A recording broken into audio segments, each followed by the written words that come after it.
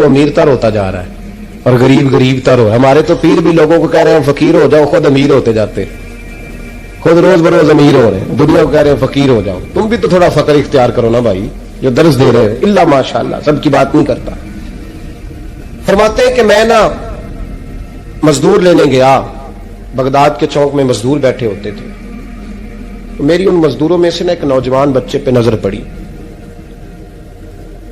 بڑا کمزور سا وجود تھا لیکن چہرے پر عبادت کا نشان تھا. ماتھا بتاتا تھا کہ نماز کا بڑا خیال رکھتا ہے. میں اس کے قریب گیا. چہرے بھی بڑا کچھ بتاتے ہیں نا, چہروں میں بھی بڑی رانائی ہوتی ہے. فرماتے ہیں میں قریب گیا, میں نے اس کو کہا بیٹے مزدوری کرو گے؟ تو کہنے لگا مزدوروں میں بیٹھا ہوں تو حضور مزدوری کے لیے ہی تو بیٹھا ہوں. تو میں نے کہا کہ چلو پھر. کہنے لگا نہیں میری کچھ شرطیں.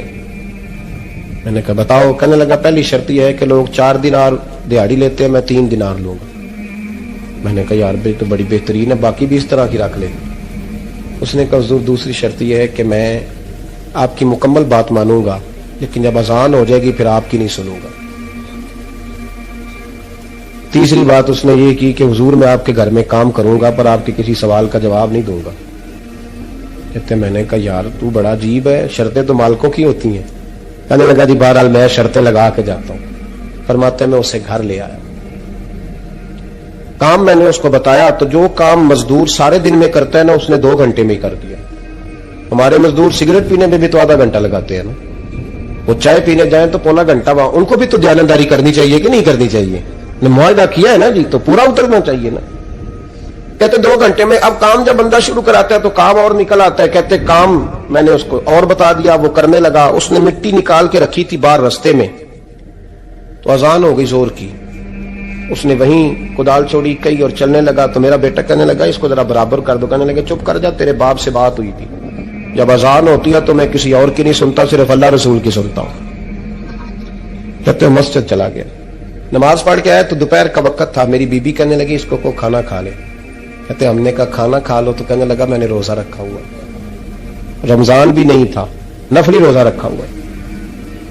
فرماتے ہیں شام ہوئی, میں نے 3 دینار دیے. تو میں نے کہا تیرا نام کیا ہے؟ کہنے لگا میں نے آپ سے کہا تھا میں کسی سوال کا جواب نہیں دوں گا. تو وہ چلا گیا. اگلے دن میں پھر لینے گیا اسے, کام کچھ اور نکل آئے. تو لوگوں نے بتایا وہ صرف ہفتے والے دن آتا ہے. میں نے کہا کیوں؟ کہنے لگے جی وہ کہتا ہے میرا ہفتے کا خرچہ 3 دینار ہے, جب 3 دینار کما لیتا ہوں تو باقی سارا ٹائم اللہ رسول کی ذکر میں گزار دیا کرتا ہوں. فرماتے ہیں عجیب. اگلے ہفتے میں پھر لینے گیا, میں نے پورا ہفتہ انتظار کیا کہ کام اسی سے کرانا ہے. میں جب گیا تو میں نے کہا چلو. کہنے لگا میری شرطیں یاد ہے نا؟ اور میں نے کہا یاد ہے بھائی, ساتھ چل. فرماتے ہیں کام کرایا. 2-3 ہفتے وہ آتا رہا. ایک ہفتے میں گیا تو لوگوں نے کہا حضور آج نہیں آیا. کیوں؟ کہنے لگے بیمار ہو گئے. کہاں گھر ہے؟ کہنے لگے بغداد کے قبرستان کے پیچھے جو کچی آبادی ہے اس میں رہتا ہے. فرماتے میں گیا, دروازے پہ دستک دی تو کہنے لگا حضور آپ ہیں؟ دروازہ کھلا ہے, آ جائیے. فرماتے میں اندر گیا تو میں نے کہا تمہیں کیسے پتا چلا میں آیا ہوں؟ کہنے لگا حضور اللہ والے ہو, آپ نہیں آنا تھا, ورنہ امیر تو غریبوں کا پتہ لینے کوئی نہیں آتے.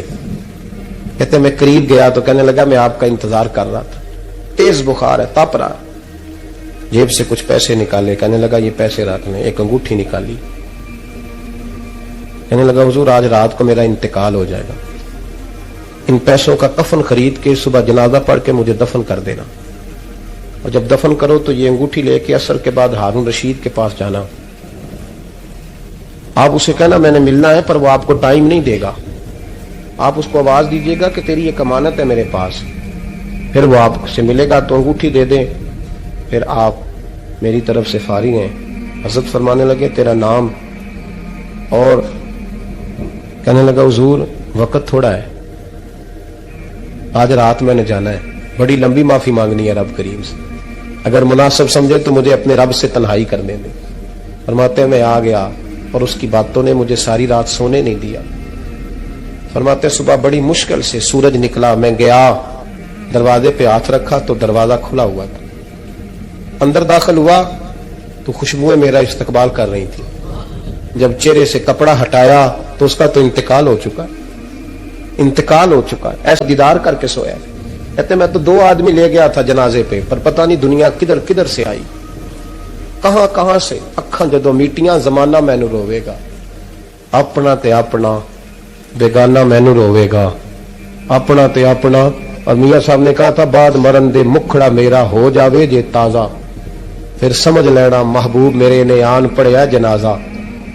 और किसी उर्दू के शायर ने कहा था मेरे मरने पे हर सू शोर मच जाएगा देखोगे, अल्लाह मेरे मरने पे हर सू शोर मच जाएगा देखोगे, कहने अलविदा सरकार खुद तशरीफ लाएंगे। फरमाते हैं मैं तो 2 बंदे ले गया था पर पता नहीं मखलूक कहां कहां से आई। जनाजा पड़ा, दफन किया। हारून रशीद के पास में असर के बाद गया, मैंने बुलाना चाहा पर बादशाह था, मेरी तरफ देखा ही नहीं। मैंने उसको कहा तेरी एक अमानत मेरे पास है। फरमाते हैं मुझे कोने पे ले गया, क्या बात है, कमरे में बुलाया, मैंने अंगूठी दी। हारून रशीद तो चीखे मारने लगा, कहने लगा अंगूठी वाला कहां है? मैंने कहा वो तो इंतकाल कर गया। कहने लगा मुझे कब्र पे ले चल। कहते मैं कब्र पे लाया तो वो लेट गया, तड़प के रोने लगा। मैंने कहा मेरा कलेजा फट जाएगा, ना उसने कुछ बताया ना तूने बताया, ये कौन था? तो हारून रशीद कहने लगा ये मेरा बेटा था। मैंने कहा तेरा बेटा और मजदूर? कहने लगा हुजूर ये हजरत दाऊद ताई के पास बैठा करता था, उनका मुरीद था, मुझे रोज कहता था अब्बा तूने बड़ी दुनिया इकट्ठी कर ली है, मरते वक्त तुझसे टांगे समेटी नहीं जाएंगी, इतना हिसाब नहीं तू दे सकेगा। मैं इसको समझा देता, इसकी अम्मा समझा देती। ये रोज हमें कहता छोड़ दो आ जाओ अल्लाह रसूल की बारगाह में झुक जाएं। हम समझ। एक दिन ये चला गया, कहने लगा फिर तुम्हारा रास्ता और है और मेरा रास्ता और है। ये सोने की अंगूठी गलती से इसके पास रह गई, गलती से हीरे की अंगूठी चली गई। कहने लगा देखो मेरे बेटे ने आज वो भी वापस कर दी है। फिर तड़प के कहने लगा हारून रशीद था तो ये मेरा बेटा पर मेरा मुर्शद निकला, मेरा पीर निकला। भाई जिंदगी तो बड़ी थोड़ी है ना।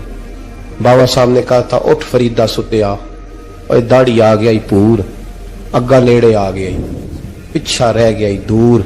उठ फरीदा सुत्या खलकत वेखन जा, मते कोई मिल जाई बख्शिया ते तू ही बख्शिया जा। उठ फरीदा सुत्या झाड़ू दे मसीत, तू सुते रब जागदा तेरी डाढ़े नाल परीत। मेरा रब हमें भी अपनी बारगाह में कबूल फरमाए। हजरत हबीब अजमी एक बुजुर्ग थे, उनके पास एक शख्स अक्सर आता था, बड़ा मालदार था, एक ही बेटी थी, वो भी टांगों से माजूर थी। तो आप अक्सर उसको कहते कि तू तौबा कर, अल्लाह की बारगाह में रुजू कर।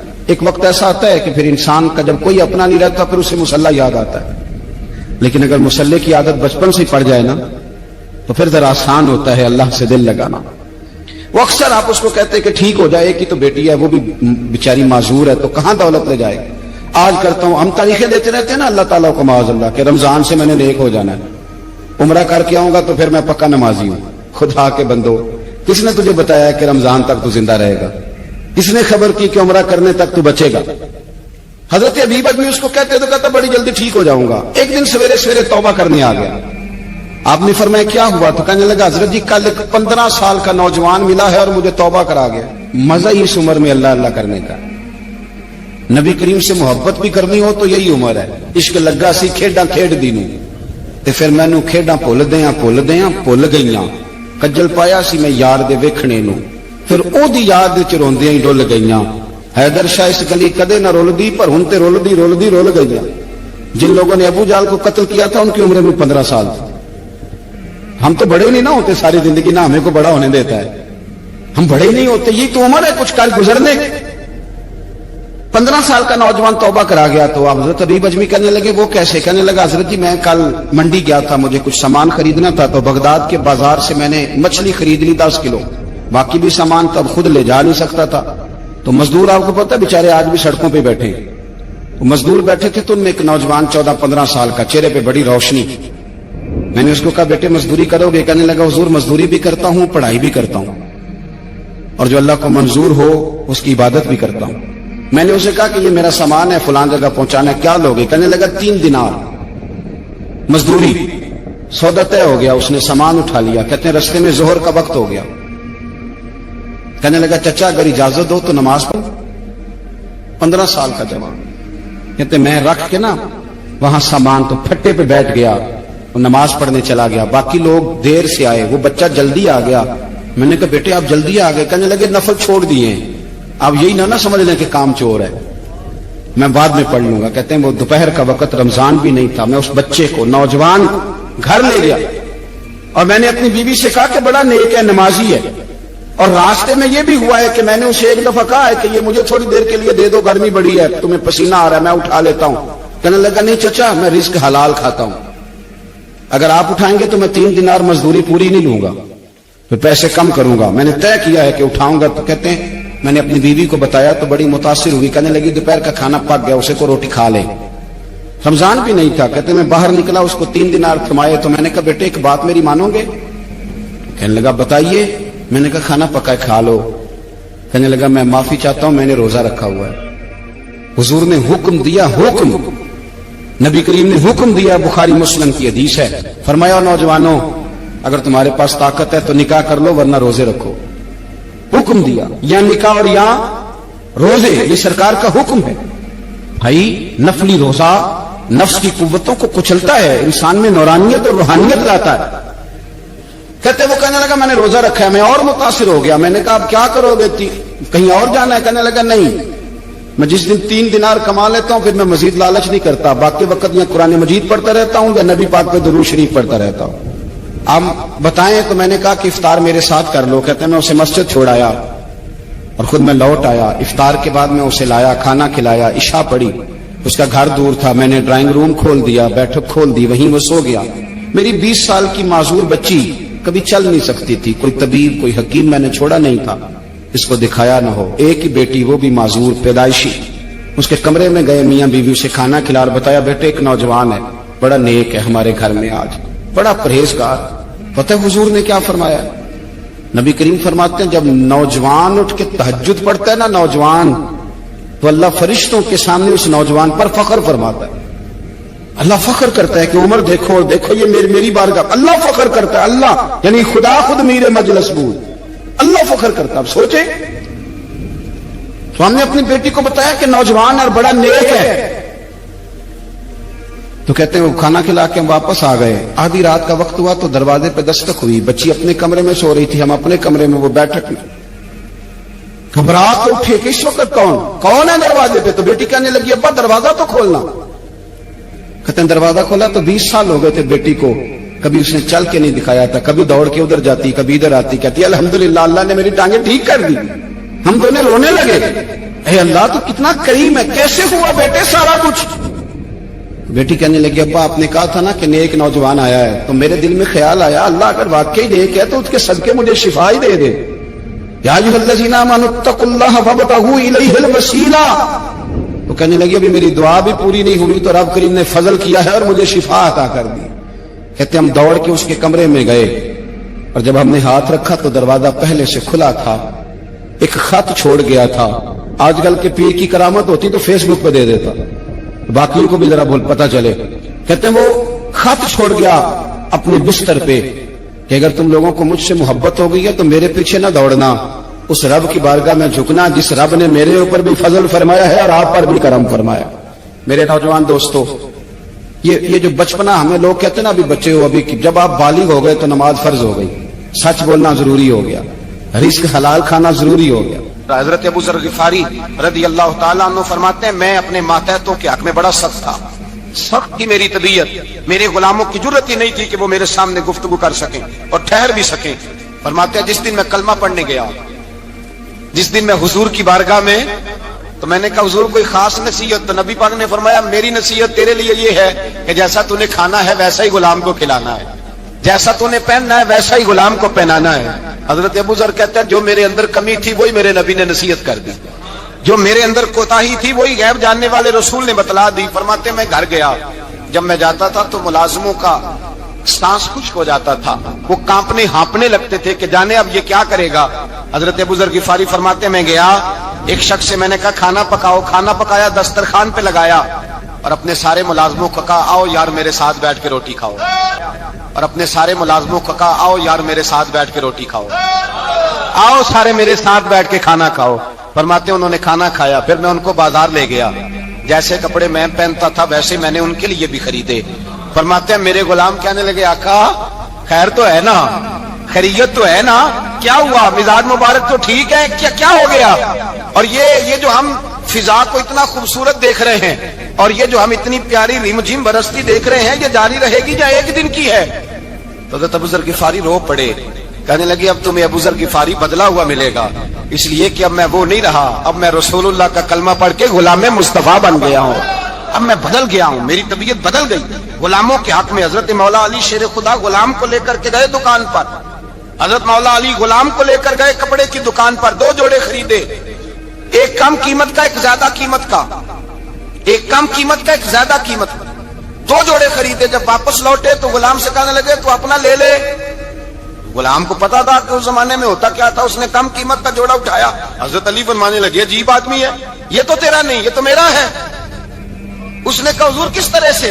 آپ فرمانے لگے تیرے لیے قیمتی جوڑا اس لیے خریدا ہے کہ تو جوان ہے، اور میں نے اپنے لیے اس لیے چھوٹا خریدا ہے کہ میں تو اب بوڑھا ہو گیا ہوں، مجھے تو حاجت نہیں۔ کہنے لگا حضور بوڑھے اور جوان کا مطلب نہیں، آپ علی ہیں، من کنت مولا فہذا علی، علی مولا، علی مولا، آپ چونکہ مولا علی ہیں اور آپ امیر المومنین ہیں، لہذا آپ نے تخت پر بیٹھنا ہے، آپ نے سلطنت کو چلانا ہے، آپ بنیے۔ حضرت علی فرمانے لگے تو میرا غلام بنا ہے نا، تو نے ابھی میرے نبی کا دیدار نہیں نہ کیا، تو بعد میں آیا ہے نا، اگر تو اس دور میں ہوتا تو جان جاتا کہ یہ عمل میرا ہے، پر اس کے پیچھے جو نصیحت کے پھول ہیں وہ مصطفیٰ کے عطا فرمائے ہوئے ہیں۔ تو بھائی یاد رکھیں، نبی کریم سید عالم صلی اللہ تعالی علیہ وآلہ وسلم نے تعین فرمایا مزدور کے حقوق کا، تعین کیا۔ حضرت حکیم بن حزام کہتے ہیں میں حضور کی بارگاہ میں بیٹھا تھا تو نبی پاک صلی اللہ علیہ وسلم سے میں نے کہا یا رسول اللہ آپ کو کون سا آدمی پسند ہے، کون سا محنت کرنے والا پسند ہے؟ تو حضور نے فرمایا جس کے دونوں ہاتھ کام کریں، دونوں پیر چلیں اور اس کی پیشانی پر پسینہ آئے، وہ بندہ مجھے بڑا اچھا لگتا ہے۔ جس کی پسینہ آئے، آج لوگ مزدوری نہیں کرتے، دائیں بائیں دیکھتے ہیں، لوگ اپنے اندر وہ توانائی، وہ غیرت، وہ خودداری پیدا نہیں کرتے۔ بھائی گردن کو جھکا دیتا ہے خیرات کا پتھر، جہاں میں مانگنے والوں کے سر کبھی اونچے نہیں ہوتے۔ اور ایک بار کہنے لگے غیرت ہے بڑی چیز جہاں نے تگ و دو میں پہناتی ہے یہ فقر کو تاج سردارا۔ اپنے اندر یہ توانائی پیدا کرنی چاہیے، یہ کوشش کرنی چاہیے۔ میرے نبی کریم صلی اللہ علیہ وسلم نے فرمایا تمہارے بعض گناہ ایسے ہیں جو صرف تم مزدوری کرنے جاؤ گے تو اللہ تمہاری مزدوری کی وجہ سے ہی تمہارے گناہ معاف فرما دے گا، اللہ تمہاری محنت اور کوشش کے سبب سے تمہاری ان غلطیوں سے درگزر فرمائے گا۔ حبیب کریم سید عالم صلی اللہ علیہ وسلم نے فرمایا مزدور جب قیامت کے دن آئے گا، بھئی عالم تو آیا، صوفی تو آیا، درویش تو آیا، صحابہ تو آئے، ان کا آنا تو شفاعت کے لیے شمار کیا گیا۔ میرے مصطفیٰ نے فرمایا جب مزدور آئے گا، مزدور کی سب سے بڑی غلطی یہ ہے کہ مزدور اپنے آپ کو نیچ سمجھتا ہے، مزدور کی سب سے بڑی غلطی یہ ہے کہ یہ اپنے آپ کو چھوٹا سمجھتا ہے، اس کی زیادتی یہ ہے کہ یہ اپنی سوچ کو بڑا نہیں کرتا، یہ سمجھتا ہے نہیں کہ بھئی میں تو 2 ہاتھوں کی محنت کی کمائی کھاتا ہوں، یہ آرزو کرم اور میں آپ سے کروں، یہ بھیک اس کو دیجیے جس کا خدا نہ ہو۔ مزدور کی زیادتی یہ ہے کہ یہ اپنے آپ کو چھوٹا جانتا ہے۔ میرے مصطفیٰ نے فرمایا جب مزدور محنت کرنے والا قیامت کے دن آئے گا تو اس کا چہرہ اس طرح چمکے گا جس طرح 14ویں کا چاند چمکا کرتا ہے، اس قدر اس کا چہرہ چمکے گا جب آئے گا وہ صبح قیامت۔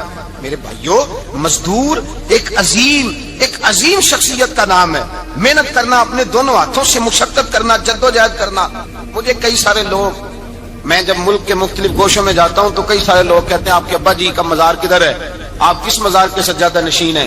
تو میں ان سے کہتا ہوں میں سجادہ نشین نہیں، میں تو کسان کا بیٹا ہوں، اور میں اس شخص کا بیٹا ہوں جو رات کو 2 بجے اٹھ کے بھی گھر سے نکلتے تھے 2 نفل پڑھ کے، تو ہم پوچھتے تھے کہ اماں جی ابا جی کہاں گئے؟ تو کہتے تھے چند کھیتوں کو پانی لگانا تھا، اور رات کو رخصت ہو گئے۔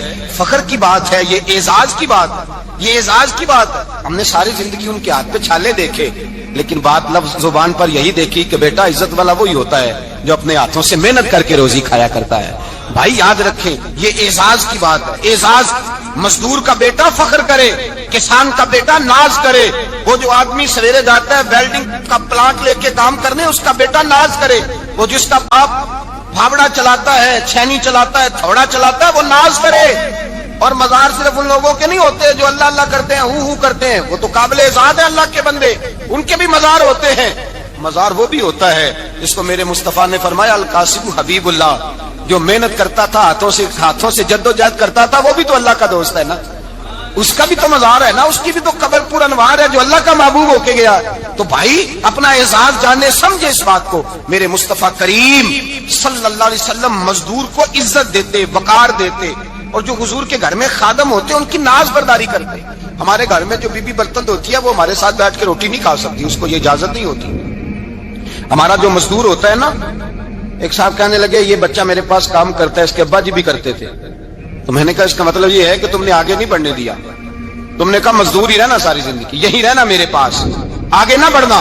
میرے مصطفیٰ کریم سید عالم صلی اللہ علیہ وسلم کے پاس جو لوگ کام کرتے تھے, محنت کرتے تھے, مشقت کرتے تھے. ہمارا ملازم ڈرتا ہے, کامتا ہے, وہ بات کرتا ہے تو صاحب جی کہتے کہتے زبان تھکتی ہے, 100 دفعہ موڈ کو دیکھتا ہے, گالیاں کھاتا ہے بیچارہ, اس کی عزت نفس کو اچھالا جاتا ہے, اس کو رسوا کیا جاتا ہے, اور وہ بیچارہ رات کو رضائی میں منہ دے کے روتا ہے کہ یار میرے نصیب صرف اس لیے کمزور ہیں کہ میں غریب کے گھر میں پیدا ہوا ہوں.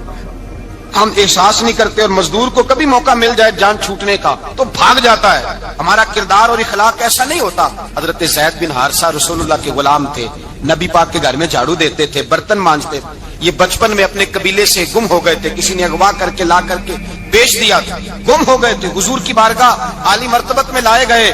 حضرت زید بن حارثہ سارا دن کام کاج کرتے. کوئی آدمی آیا ان کے علاقے کا, مکہ مکرمہ, ان کو پہچان کر واپس گیا ان کے قبیلے میں, اور جا کے بتلایا کہ تمہارا بیٹا تو محمد ابن عبداللہ صلی اللہ علیہ وسلم کے پاس. اس وقت حضور نے بھی اللہ نے نبوت نہیں فرمایا تھا. ان کے والد حارثہ چچا لینے آئے, اور نبی پاک کے پاس آئے تو 2 تھیلیاں شرفیوں کی بھر کے لائے. کہنے لگے حضور یہ پیسے لے لیں, 2 تھیلیوں میں پیسے ڈالیں, دینار ہے درہم ہے, حضور لے لیں, ہمارا بیٹا دے دیں. نبی پاک صلی اللہ علیہ وسلم نے فرمایا تمہیں غلطی لگ گئی ہے, پیسے پیچھے ہٹاؤ, میں زید کو بلاتا ہوں, میں زید کو, ادھر دیکھیے گا, میں زید کو, میں اسے بلاتا ہوں, اگر وہ جانا چاہے تمہارے ساتھ تو مجھے اعتراض نہیں لے جانا. چچا اور باپ کہنے لگے آپ عجیب بات کرتے ہیں, وہ غلامی چھوڑ کے نہیں جائے گا, آپ عجیب بات کرتے ہیں, وہ مزدوری چھوڑ کے بادشاہی اختیار نہیں کرے گا, ہم کھاتے پیتے لوگ ہیں, اس کی ماں ترس گئی ہے, اس کو ملنے کو بہنیں روتی ہیں, وہ جائے گا نہیں. میرے حبیب نے فرمایا تم نے ابھی یہ ذائقہ چکھا نہیں, تمہیں اس کا پتہ نہیں, تو میں بلاتا ہوں, اگر جانا چاہے تو پیسوں کی ضرورت نہیں, لے جانا. حضرت زید کو پیغام دیا, آئے. حضور نے فرمایا وہ تمہارے والد کھڑے ہیں, وہ چچا ہیں, لینے آئے ہیں. جناب زید گئے, باپ کے گلے سے لگے, بچھڑے ہوئے باپ بیٹا ایک دوسرے کو مل کے کھل کے روئے. کہا بیٹا تیری ماں کی آنکھیں پتھر ہو گئی تیرا رستہ دیکھ کے, تیری بہنیں ترستی ہیں تیرے چہرے کے دیدار کو. بیٹا وہ گلیاں بھی روتی ہیں جن میں تو کھیلا کرتا تھا, پر اب فکر کی بات کوئی نہیں, اب کوئی پریشانی نہیں, میں پیسے لایا ہوں تجھے لے جاؤں گا. نبی پاک صلی اللہ علیہ وسلم نے دیکھا نا جب باپ بیٹے کی گفتگو ہو گئی, آنسو بہ گئے, بوجھ ہلکے ہو گئے, تو میرے کریم نے فرمایا زید اگر تم چچا کے ساتھ, والد کے ساتھ جانا چاہو تو میری طرف سے اجازت ہے, تم جا سکتے ہو. یہ لفظ کہے تو جناب زید دوڑ کے حضور کے قدموں میں آ کے بیٹھ گئے, حضور کے قدموں میں بیٹھ گئے. اور گویا فاضل بریلوی علیہ رحمہ نقشہ بیان کرتے ہیں, کہنے لگے تیرے قدموں میں رہوں, غیر کی ٹھوکر پہ نہ ڈال, میں جھڑکیاں کھاؤں کہاں چھوڑ کے صدقہ تیرا, اور تیرے قدموں میں جو ہے غیر کا منہ کیا دیکھے, کون نظروں پہ چڑھے دیکھ کے تلوا تیرا. کہنے لگے حضور میں نے نہیں جانا, میں یہیں رہوں گا. چچا اور باپ نے دیکھا تو کہنے لگے بیٹا تو غلامی چھوڑ کے نہیں جائے گا, تو ملازمت چھوڑ کے بادشاہی میں نہیں جائے گا. تو آپ کے والد کو آپ فرمانے لگے ابا جی ذرا 2 گھڑیاں یہاں رہ کے تو دیکھیں, یہاں 2 گھڑیاں رہ کے تو دیکھیں. فرمایا یہاں ملازموں کا وہ اعزاز ہے جو شہزادوں کا ہوا کرتا ہے, یہاں خادموں کی وہ عزت ہے. اور پتہ پھر ان کو مقام کیا ملا, یہ واحد شعبیاں جن کا نام اللہ نے قرآن پاک میں بیان فرمایا ہے, نام اللہ نے قرآن مجید میں بیان فرمایا. حضور کا اپنے غلاموں کے ساتھ جو تعلق تھا, اپنے ملازموں کے ساتھ جو رشتہ تھا, بڑا آدمی آتا ہے نا, بڑا آدمی تو لوگوں کی سانس سوکھ جاتے ہیں, اٹھ کے ملتے ہیں, بڑا کچھ کرتے ہیں. مزدور آتا ہے تو لوگ اوے کہہ کے پکارتے ہیں, ان کو خبر ہی نہیں کہ اس شخص کا اعزاز کتنا ہے. حضرت انس بن مالک رضی اللہ تعالیٰ عنہ فرماتے ہیں میں چھوٹا سا تھا, میری اماں مجھے حضور کے گھر چھوڑ گئی, میں چھوٹا سا تھا, میری اماں مجھے حضور کے گھر چھوڑ گئی, میں نے 10 سال نوکری کی نبی پاک کی.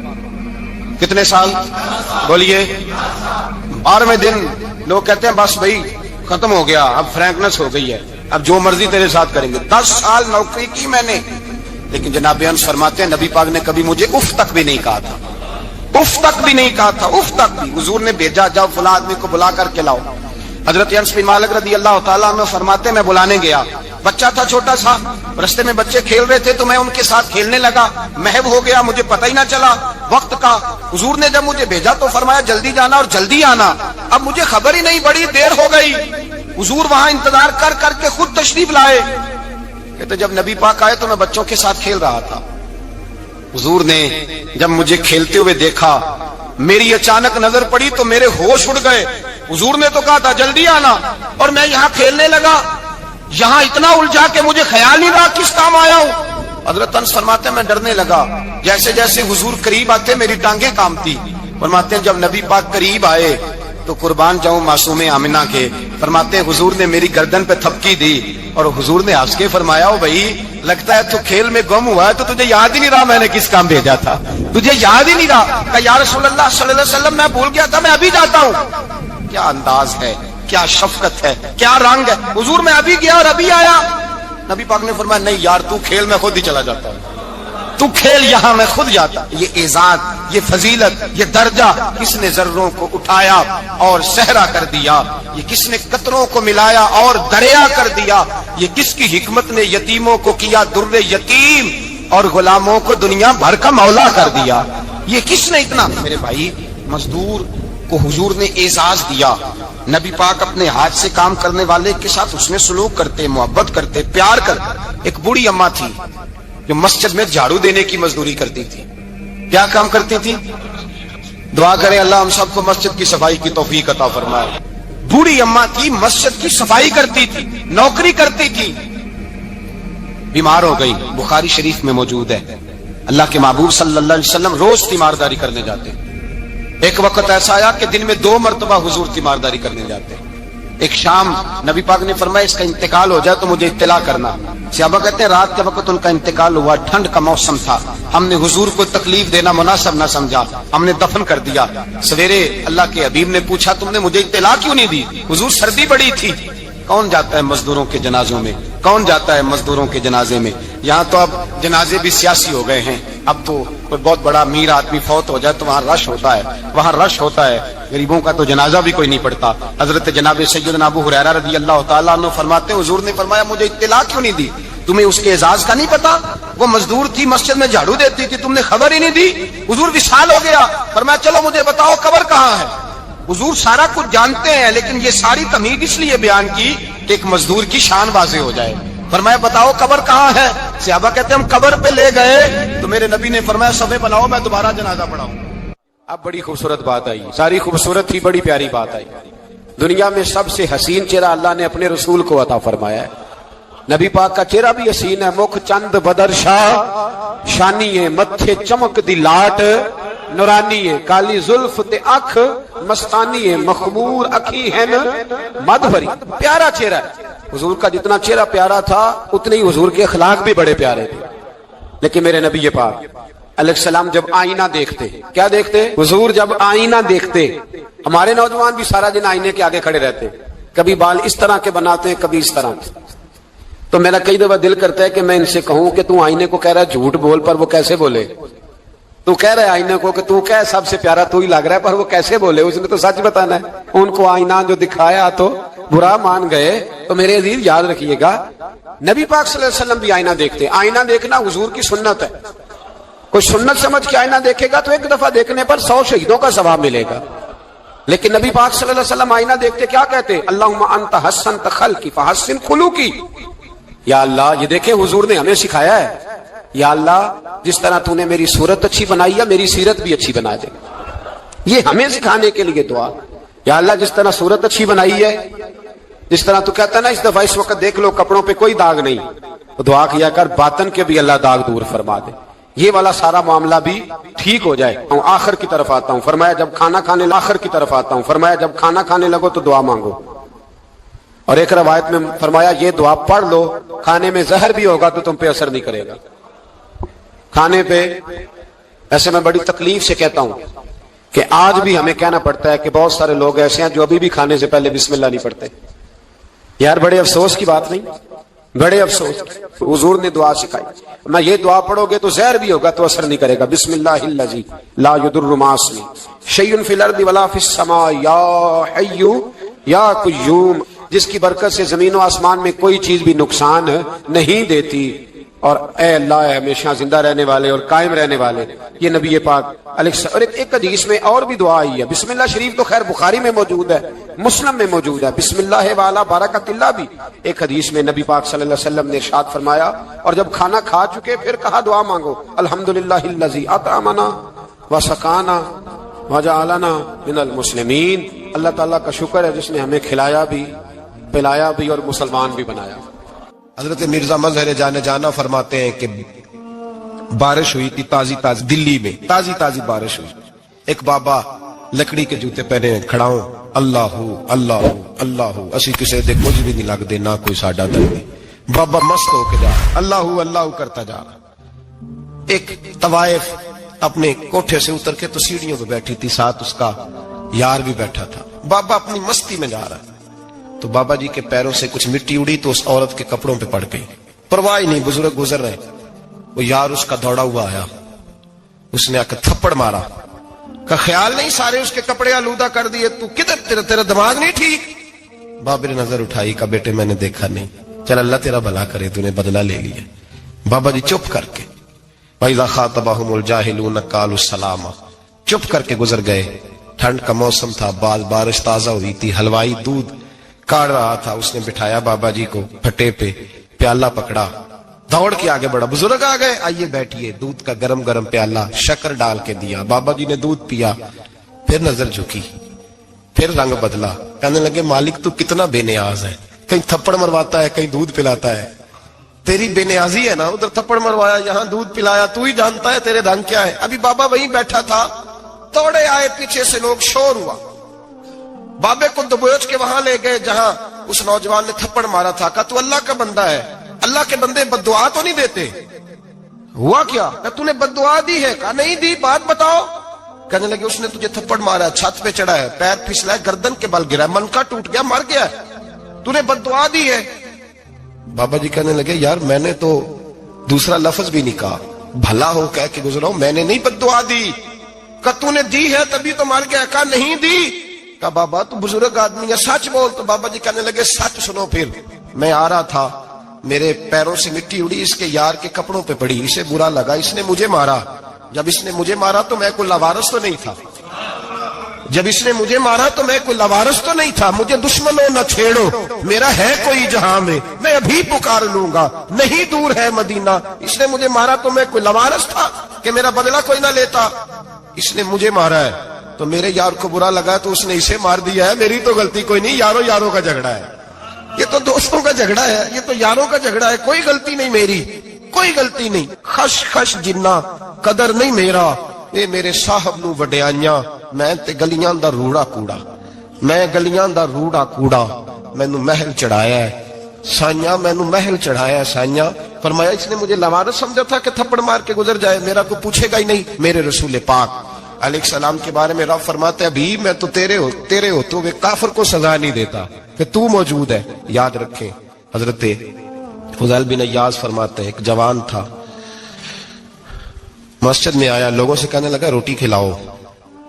کسی نے توجہ نہ کی. اس نے کہا میں رب بتانے والا ہوں، میری طرف دیکھو تو صحیح. کسی شخص نے خیال ہی نہ کیا. پھر اس نے کہا یار تھوڑا سوچو. نمازیوں سے کہا، اہل علاقہ سے کہا، انہوں نے کہا تیری طرح کے بڑے درویش دیکھیں. مسجد کے محراب میں وہ رب کریم کا بندہ انتقال کر گیا. جب فوت ہو گیا نا، لوگوں کا مزاج ہے، بیمار کو دوائی نہیں دیتے، جنازے پہ وقت پہ پہنچ جاتے. جب کوئی گر رہا ہوتا ہے تو سہارا کوئی نہیں دیتا، جب کوئی گر جاتا ہے، ٹانگ ٹوٹ جاتی ہے تو تیمارداری کو زمانہ پہنچ جاتا ہے. اور بزرگ وہ نوجوان اللہ کا نیک بندہ مسجد کے محراب میں فوت ہو گیا. حضرت فضیل ابن عیاض کہتے ہیں امام صاحب نے اعلان کیا چندہ دو، کوئی لاوارث فوت ہو گیا، کفن دینا. چندہ کٹھا ہوا، کفن خریدا، جنازہ پڑا. عشاء کے بعد دفن کر کے آئے. فجر کی نماز کے لیے جب امام اور مؤذن مسجد میں آئے تو چیخیں مارنے لگے، تڑپنے لگے، دور دور تک آوازیں پھیل گئی. دنیا دوڑی آئی، کیا ہوا؟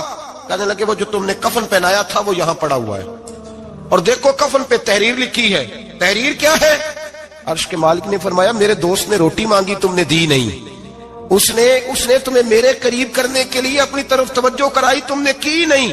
اور میرا یار تمہارے کفن کا محتاج تھا، سنبھال کے رکھو اپنا کفن، میں نے اسے جنت کا لباس عطا فرما دیا، سنبھال کے رکھو، یہ کوئی لاوارثوں کا ٹولہ ہے؟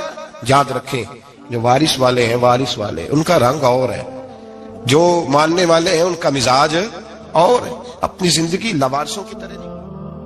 اللہ تعالیٰ اپنے بندوں سے بڑی ہی محبت فرماتا ہے، بغیر طلب کے، بغیر دعا کے رزق، مال، اولاد، صحت، عافیت، دوست، احباب، ماں باپ، یہ سب نعمتیں اللہ بغیر طلب کے بندوں کو عطا فرماتا ہے۔ اللہ تبارک و تعالی اپنے بندوں کے حق میں رحمت والے فیصلے کرتا ہے، درگزر والا معاملہ فرماتا ہے۔ جگہ جگہ قرآن مجید میں اللہ تعالیٰ نے اپنے بندوں پر رحمت کرنے کا ذکر فرمایا، ان اللہ یغفر الذنوب جمیعا، فرمایا بے شک رب تمہارے سارے ہی گناہ معاف فرما دے گا، تم نا امید نہ ہونا، وہ معاف کر دے گا تمہیں۔ قرآن مجید میں فرمایا ان اللہ بالناس لرؤوف الرحیم، بے شک اللہ اپنے بندوں پر بڑا ہی مہربان اور نہایت ہی رحم کرنے والا، رؤوف اور رحیم ہے، بڑا مہربان ہے، کرم فرماتا ہے۔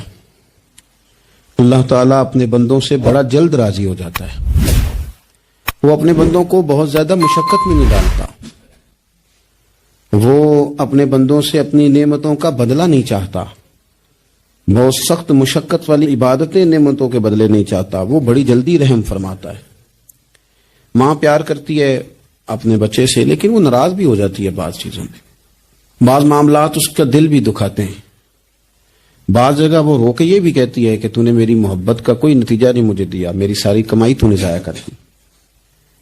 والد بہت ساری جگہوں پہ ناراض ہوتا ہے، شکوہ کرتا ہے، کہتا ہے میری بیماریوں کی، پریشانیوں کی، بڑھاپے کی، کمزوریوں کا سبب بیٹے تو ہی بن گیا، یہ ساری تکلیفیں تو ٹھیک ہو جائیں تو میری شاید عمر بھی بڑھ جائے، صحت بھی ٹھیک ہو جائے، میں زیادہ دیر جوان رہ سکوں۔ ناراض ہوتے ہیں ماں باپ، اسی طرح ماں باپ راضی بھی ہو جاتے ہیں، وہ بڑی جلدی راضی ہو جاتے ہیں۔ میں اکثر کہتا ہوں کہ والد کو راضی کرنے میں 5-7 منٹ لگ جاتے ہیں، اماں تو 1.5-2 منٹ میں راضی ہو جاتی ہے، ابا جی کو 5-7 منٹ لگتے ہیں، کئی دفعہ کہنا پڑتا ہے، کوئی دلائل دینے پڑتے ہیں، لیکن والدہ کے لیے تو کچھ بھی نہیں، آپ نیرا جا کے پیروں میں بیٹھ ہی جائیں، کچھ بھی نہ کریں، آپ پورا روئیں نہ، رونے والا منہ ہی بن جائے، تو اماں تو نرم ہی نرم ہے، جس وقت جو مرضی آپ کرا لیں ہو گیا۔ اللہ تبارک و تعالی بلا مثال و بلا تشبیہ سمجھانے کے لیے عرض کرتا ہوں، اللہ بھی بعض معاملات میں اپنے بندوں سے ناراض ہو جاتا ہے، وہ کہتا ہے میں تکبر کرنے والوں کو پسند نہیں کرتا، وہ کہتا ہے فسادی پسند نہیں ہے، وہ فرماتا ہے کہ راہوں میں کجی کرنے والے پسند نہیں ہیں، وہ فرماتا ہے کہ بدعہدیاں کرو گے تو میں صبح قیامت تم سے سوالات کروں گا۔ اللہ تبارک و تعالیٰ بہت ساری چیزوں کو ناپسند کرتا ہے، ناراض ہو جاتا ہے، بلکہ نبی پاک صلی اللہ تعالی علیہ وسلم نے فرمایا تم بات کرتے کرتے کوئی ایسا جملہ بول دیتے ہو کہ رب اتنا ناراض ہوتا ہے کہ تمہیں پتہ بھی نہیں ہوتا، تمہارے لیے جہنم کا فیصلہ کر دیتا ہے۔ اس لیے پہلے تولو پھر بولو، خود اپنے لفظوں کی تو تم پہرے داری کرو نا کہ میں کیا کہہ رہا ہوں، کوئی ایسا جملہ، کوئی ایسی بات وارثہ مان کری نہ وارثاندہ، کوئی ایسی بات نہ تمہاری زبان سے نکلے۔ اور حضور یہ بھی فرماتے ہیں کہ اس کا دوسرا پہلو بھی ہے، بعضوں کا تم بات کرتے ایسا جملہ کہتے ہو وہ اتنا راضی ہوتا ہے کہ تمہارے لیے جنت کا فیصلہ فرما دیتا ہے۔ مسلمان کو اب یہ حکم ہے، اس ساری گفتگو کا نتیجہ یہ ہے کہ وہ اپنے جذبات پر، خیالات پر، نگاہوں پر، زبان پر، کانوں پر تھوڑی توجہ دے، بے لگام نہ بنے، بے ترتیب نہ بنے، جو طبیعت میں آئے کر نہ گزرے، تھوڑا سا نہ سوچے سمجھے اور تھوڑا سنبھل کے چلے، کبھی ان کاموں کی طرف نہ جائے جن سے رب ناراض ہو جاتا ہے، ان کاموں کی طرف بڑھے جن سے اللہ راضی ہوتا ہے۔ میرے نبی پاک صلی اللہ تعالی علیہ وآلہ وسلم نے ارشاد فرمایا، بعض احادیث میں لفظ یہ ہیں کہ اللہ اپنے بندوں کو دیکھ کے مسکراتا ہے جو اس کی شان کے لائق، جس ترتیب سے ہم مسکراتے ہیں، جس ترتیب سے ہم روتے ہیں، جس ترتیب سے ہم کسی بات کا اظہار تشکر کرتے ہیں، خدا ان باتوں سے پاک ہے۔ اب بہت ساری حدیثوں میں آیا کہ وہ مسکراتا ہے، تو کیا مطلب ہے مسکرانے کا؟ تو علماء تفسیر نے لکھا ہے مسکرانے کا مطلب یہ ہے کہ وہ بڑا ہی راضی ہوتا ہے اپنے بندے سے، بڑا راضی ہوتا ہے، یہ مطلب ہے۔ ایک تو مسکرانے کا مطلب یہ کہ وہ بڑا راضی ہو گیا وہ مسکرا دیا اپنے بندے پہ. اور ایک اس کا معنی خود نبی پاک صلی اللہ تعالی علیہ وسلم نے بیان فرمایا. مسند امام احمد بن حنبل میں حدیث ہے, حضور سید عالم علیہ السلام سے صحابہ نے پوچھا, یا رسول اللہ شہید تو بڑے لوگ ہوتے ہیں, شہیدوں میں افضل کون ہے؟ تو اللہ کے حبیب علیہ الصلوۃ والسلام فرمانے لگے, وہ والا بندہ جو ڈٹ گیا تھا کافروں کے مقابلے میں, وہ ہلا نہیں, پوری طرح ڈٹ کے جو لڑا, وہ شہداء میں افضل ہے. حضور فرماتے ہیں وہ جنت کے بالا خانوں میں سیر کرے گا اور رب اسے دیکھ کے مسکرائے گا. رب اسے دیکھ کے مسکرائے گا, اللہ تعالی مسکراتا ہے اسے دیکھ کے. اور اگلے جملے میں حضور نے وضاحت کر دی, فرمایا جب رب دنیا میں کسی پر مسکراتا ہے نا, تو اس کا معنی یہ ہے کہ قیامت میں پھر اللہ اس سے حساب کوئی نہیں لے گا. جس پر اللہ دنیا میں مسکرا دیا اس سے کوئی حساب, تو وہ کام ڈھونڈنے چاہیے نا جس سے اللہ مسکرائے. ویسے کبھی ہم ایسا کرتے ہیں کہ نہیں کہ کسی کو راضی کیا جائے؟ یہ کام ہم کرتے ہیں کہ ہماری کمپنی کا جو سربراہ ہے وہ ہم سے راضی رہے, جس ادارے میں ہم پڑھاتے ہیں اس ادارے کا بڑا ہم سے راضی رہے. یہ کرتے ہیں ہم, اس کے لیے کچھ نہ کچھ ہیلے بہانے ہم کرتے ہیں. برادری, قبیلہ, علاقہ, بستی لوگ کسی طریقے سے ہمارے ساتھ مطمئن رہیں, کرتے ہیں نا یہ سارے کام. اس میں تھوڑی مشکل بھی ہمیں آتی ہے, لیکن کرتے ہیں. کیا کریں, گھر میں بھی کئی دفعہ ایسا ماحول بنانا پڑتا ہے. چلیں ایک اور میٹھی مثال دیتے ہیں, زیادہ سمجھ میں آئے گی. چھوٹا بچہ خوش رہے, آپ اس کے لیے محنت نہیں کرتے, وہ چھوٹا ہے اس کو خوش کرنا فرض ہے ابا پہ. لیکن وہ کہتا ہے کہ میں نے موٹر سائیکل لینا ہے, چھوٹا ہے چلا ہی نہیں پائے گا, تو ابا پھر اسے راضی کرتا ہے, کہتا ہے بیٹے چھوٹا سائیکل لے لے, چل میں تجھے اڑانے والا جہاز لے دیتا ہوں. مقصود کیا ہے کہ اس کو ناراض نہیں کرنا, یہ روئے نہ, اس کا دل نہ ٹوٹے. ہو یارو سنو نا میں کیا کہہ رہا ہوں. اگر چھوٹے بچے کے لیے وہ چیزیں ڈھونڈتے ہو, میرے ابا جی نا اپنے نواسے کے لیے کھلونا لے کے آئے, تو بچہ بڑا ہی کھیلا, تو ابا جی کہنے لگے لو پیسے پورے ہو گئے میرے. بچے کو پسند بڑا ہے نا, پیسے پورے کر چھڑے نے, دیکھو نا جی کتنا اس کو راضی ہوا ہے. تو انسان کیا کرتا ہے کہ کوشش کرتا ہے, چھوٹا بچہ بھی ناراض نہ ہو تو وہ چیزیں وہ ڈھونڈتا ہے کہ اس کو کیا پسند ہے, چاکلیٹ لے جاؤں, فلاں چیز لے جاؤں, آئس کریم لے جاؤں. تو ایک بچے کے لیے, گھر کے لیے, سربراہ کے لیے اتنی محنت کرتے ہو, تو وہ کام بھی ہمیں ڈھونڈ کے تلاش کرنے چاہیے نا جس سے رب راضی ہوتا ہے, اللہ راضی ہوتا ہے. بتاؤں وہ کون کون سے کام ہیں؟ نبی کریم صلی اللہ تعالی علیہ وسلم نے ارشاد فرمایا, 3 لوگ ہیں جنہیں دیکھ کے رب مسکراتا ہے. یا رسول اللہ صلی اللہ علیہ وسلم وہ کون کون سے؟ تو محبوب فرمانے لگے, ایک وہ بندہ ساری مخلوق سوئی ہے, آدھی رات ہے, رات کا پچھلا پہر ہے, اس نے اٹھ کے وضو کر لیا, مصلی پہ کھڑا ہو گیا خدا کی یاد میں. فرمایا اسے دیکھ کے رب مسکراتا ہے جو اس کی شان کے لائق ہے. مسکراتا ہے اللہ. یہ تو سونے کا ٹائم تھا, یہ تو گہری نیند آنے کا وقت تھا, رات کا پچھلا پہر. رات پوے تے بے درداں نو نیند پیاری آوے, تے درد منداں نو یاد سجن دی ستیاں بھی آن جگاوے. اور ساون کی کالی راتوں میں جب بوندا باندی ہوتی ہے, وہ راتوں کو اٹھ روتے ہیں جب خلقت ساری سوتی ہے. اللہ مسکراتا ہے. اور سننا میرے بھائی, میرے نبی